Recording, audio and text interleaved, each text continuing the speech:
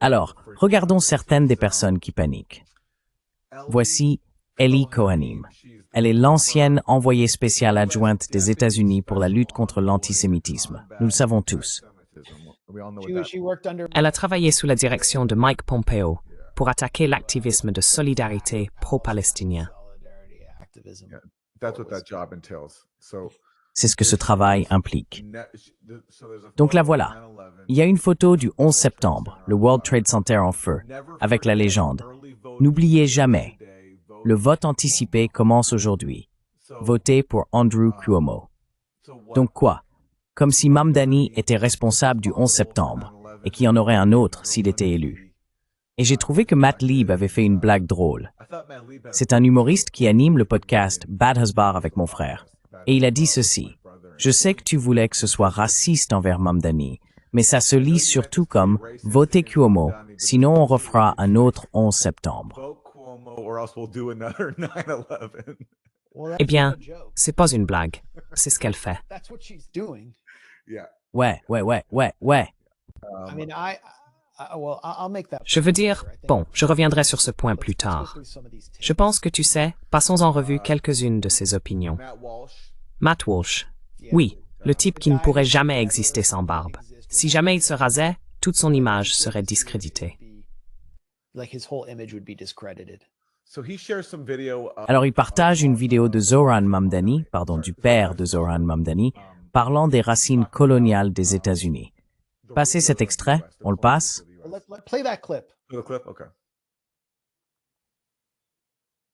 D'accord. L'Amérique est le point de départ de ce que nous appelons le colonialisme de peuplement, et le modèle américain a été exporté dans le monde entier. Abraham Lincoln a généralisé la solution des réserves. Ils ont parqué les Amérindiens dans des territoires séparés.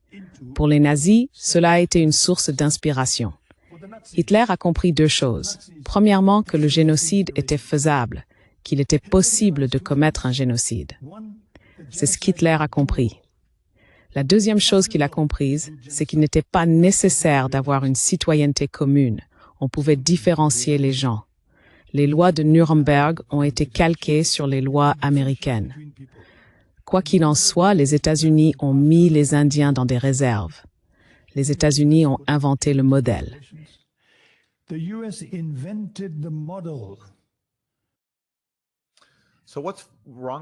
Alors, qu'est-ce qu'il y a de mal à ça? Ça semble exact. Quoi qu'il en soit, Matt Walsh poursuit en disant, en réponse à cet extrait, que toute la famille Mamdani devrait être expulsée du pays. Des parasites ingrats et anti-américains n'ont aucun droit d'être ici. Il dit, « Tu veux dire que l'Amérique a inspiré le nazisme? Eh bien, je suis un nazi américain. Voilà ma réponse. » Oui, exactement. Exactement, oui.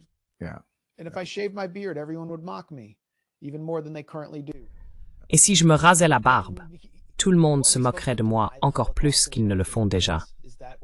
Sommes-nous censés nier l'Holocauste des Amérindiens? Est-ce cela que nous devons faire parce qu'il serait question de théorie critique de la race dès qu'on parle de ce qui s'est passé lorsque l'Amérique était dans une phase clairement coloniale de peuplement? Je veux dire, qu'y a-t-il de mal dans ce qu'il a dit? Adolf Hitler s'intéressait personnellement aux histoires de l'Ouest américain et à l'expulsion des Amérindiens, des récits traduits en allemand et illustrés. Jeune homme, il en était vraiment fasciné. C'est bien documenté. Le système des réserves a vu le jour sous Lincoln. Il n'en était pas le plus grand partisan, mais cela s'est bel et bien produit.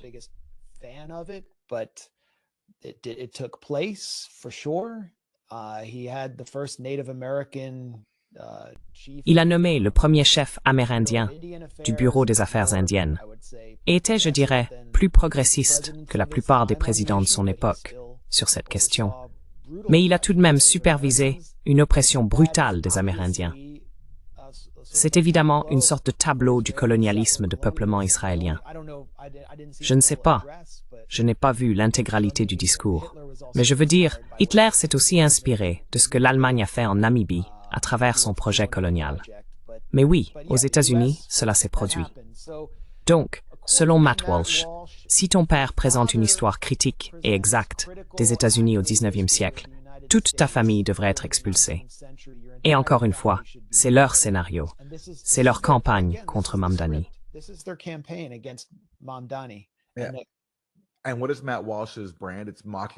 Et quelle est la marque de Matt Walsh? C'est de se moquer des personnes identitaires, de celles qui se sentent offensées. Il est entièrement tourné vers la moquerie de la culture de l'annulation. C'est une grande partie de son image. Il a réalisé des documentaires à ce sujet, se moquant des excès de la gauche d'une certaine manière. Mais le voilà qui appelle à l'expulsion de quelqu'un, simplement parce qu'il n'aime pas sa représentation exacte de l'histoire des États-Unis. C'est un autre exemple de ces flocons de droite qui se moquent des gens de gauche, tout en adoptant un comportement qui dépasse largement les excès dont ils se moquent. Oui, il a fait ce film What is a Woman, où il a demandé à des professeurs d'études de genre « Qu'est-ce qu'une femme ?» et ils n'ont pas su répondre à la question. Oui, et il se moquerait d'eux parce qu'ils sont « triggered », n'est-ce pas? Mais le voilà, lui, déclenché par le père de Zohra Mamdani, qui parle avec justesse du colonialisme de peuplement. Qu'est-ce que le premier amendement? Devrions-nous parler de Maria Den? Celle-ci ressemble à une parodie. C'est tout simplement incroyable. C'est une ancienne candidate au Sénat de New York.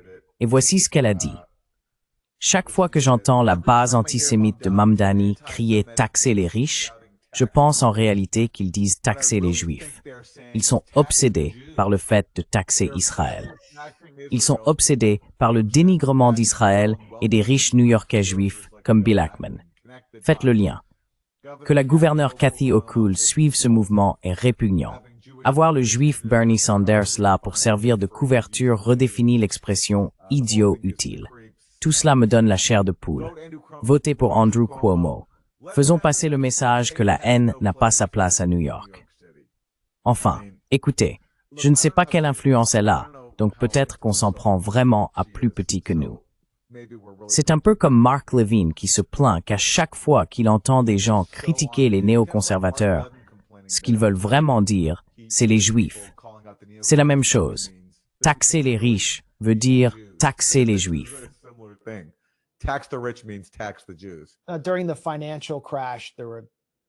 Pendant la crise financière, je me souviens avoir vu des plaintes disant que si l'on parlait trop de Goldman Sachs, on faisait preuve d'antisémitisme. Je veux dire, c'est Goldman et Sachs, ce sont des noms juifs.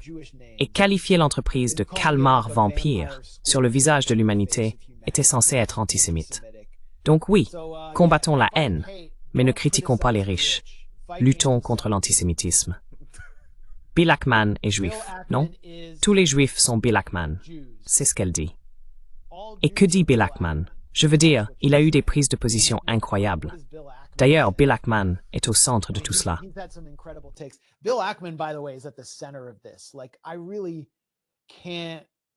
Je ne peux vraiment pas ignorer le fait que tant d'influenceurs que je vois avec des opinions superficielles sur Mamdani et leur mise en scène, tu sais, les interviews de rue à New York, étaient au sommet des influenceurs des Hamptons que Bill Ackman a organisé avec le défunt Charlie Kirk début août.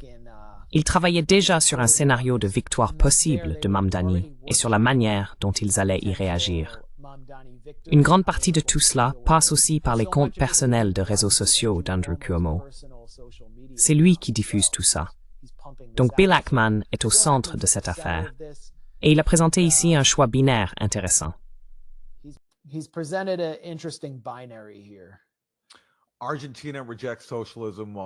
L'Argentine rejette le socialisme, tandis que New York l'adopte. Le monde est à l'envers. Arrêtons cela à New York avant qu'il ne soit trop tard. Alors, à quoi fait-il référence? Au fait que le président Milei en Argentine, son parti vient de réaliser quelques progrès aux élections législatives. Mais cela s'est produit après que Trump a essentiellement dit à l'Argentine « Si vous ne votez pas pour Milei, vous allez souffrir. Et nous ne vous accorderons pas de renflouement. »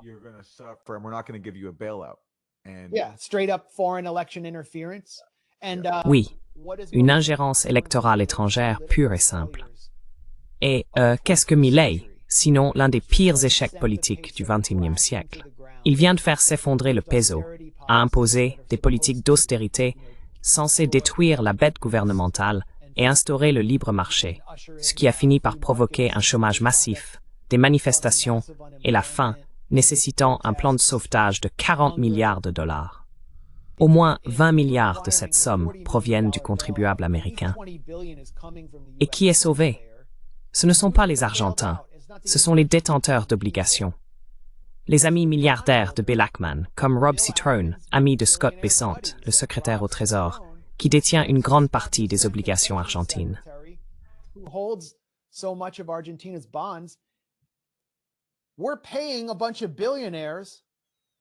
Nous finançons une bande de milliardaires et nous payons pour maintenir Milei au pouvoir avec des dollars des contribuables américains. C'est donc ça le sens de MAGA? C'est ça, America First? C'est ça le libertarianisme. Ce sont là les principes libertariens. Toute la politique économique de Javier Milei, sa politique monétaire entière, dépend des dollars américains qui soutiennent artificiellement le peso argentin. En totale contradiction avec sa philosophie économique déclarée, axée sur la tronçonneuse, qui s'oppose à toute intervention économique étrangère. Et il ne fait que dépendre de sa perfusion financière reliée aux États-Unis. Donc, en somme, voilà ce que Bill Ackman présente comme l'alternative à l'enfer socialiste de New York, qui, lui, ne nécessite aucun renflouement, et où, en réalité, les contribuables new-yorkais subventionnent les États rouges, toujours dans le rouge.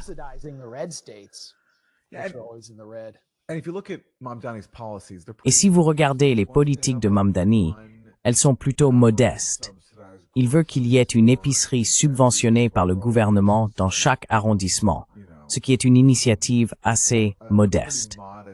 Il souhaite également que les bus soient subventionnés pour les personnes qui ne peuvent pas se permettre de les prendre, des bus gratuits.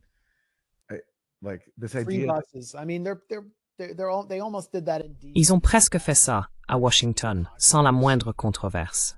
Je veux dire, ça va pas vraiment changer grand-chose, mais il met l'accent sur l'accessibilité, parce qu'il est impossible de vivre à Manhattan à moins d'être Bill Ackman et d'avoir un penthouse à 53 millions de dollars.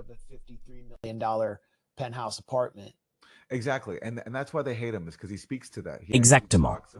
Et c'est pour cela qu'ils le détestent, parce qu'il parle de cela. Il parle réellement des travailleurs et essaie de faire de cette ville un endroit abordable pour eux. Et les Bill Ackman de ce monde ne supportent pas ça. Ce n'est pas seulement une question d'Israël. Oui, ils méprisent le fait qu'ils considèrent les Palestiniens comme des êtres humains égaux et qu'ils refusent de se soumettre à Israël. Et cela les rend furieux. Ils sont aussi exaspérés parce que ce discours parle désormais à la majorité des électeurs qui en ont assez d'Israël.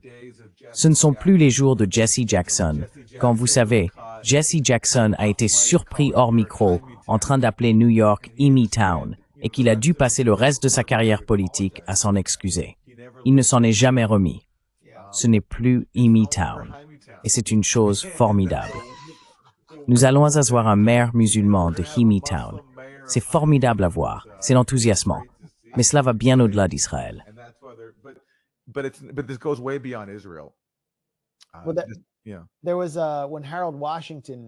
Oui, il y en avait. Quand Harold Washington s'est présenté à la mairie de Chicago comme premier maire noir, il y avait des badges distribués que les Juifs de Chicago portaient.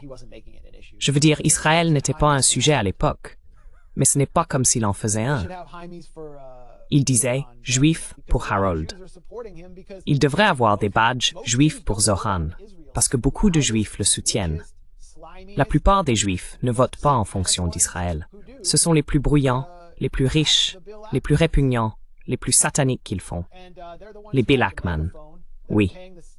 Et ce sont eux qui ont le mégaphone, qui payent le cartel de la Hasbara 7 000 $ par publication pour ces postes d'influenceurs minables qui se font démonter de tous côtés. Ce sont eux qui inondent Internet de Hasbara, mais ça ne veut pas dire que ce sont eux qui vont dicter le vote juif. Désolé, vous ne contrôlez plus New York.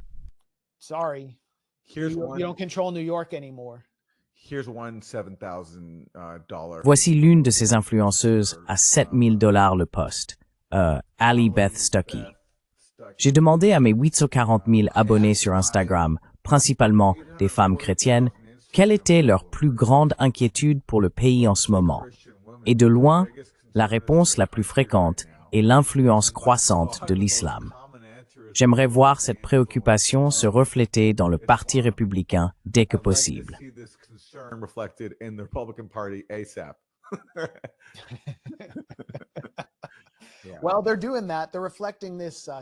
Eh bien, c'est ce qu'ils font. Ils reflètent cette préoccupation du quotidien qui est vraiment liée aux problèmes dont j'entends parler sur Main Street, aux États-Unis quand je sors sur le terrain. Enfin, je veux dire, je ne parle qu'à des chauffeurs de taxi comme Thomas Friedman, donc je ne saurais pas. En réalité, si je le faisais, et que je ne parlais qu'à des chauffeurs Uber, j'entendrais que tout est inabordable. Ce qui préoccupe le plus les Américains en ce moment, ce sont les prix des denrées alimentaires qui s'envolent. Si vous allez dans certains restaurants de la région de Washington, ils vous ajoutent une surtaxe de 5%, parce que la nourriture pour les restaurants est tellement chère qu'ils doivent la glisser à la fin. Et quand vous vous plaignez, ils vous renvoient aux petites lignes. Rien n'est abordable en ce moment. Et c'est pour cela que les Américains veulent parler de l'islam.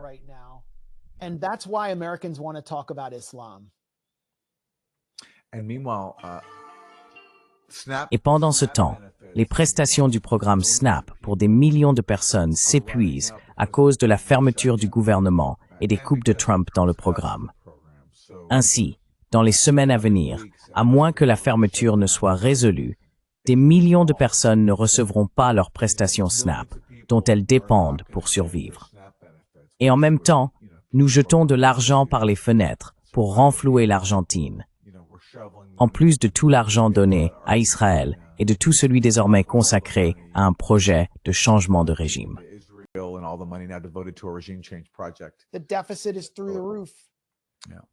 Le déficit est hors de contrôle. C'est une économie complètement artificiellement soutenue.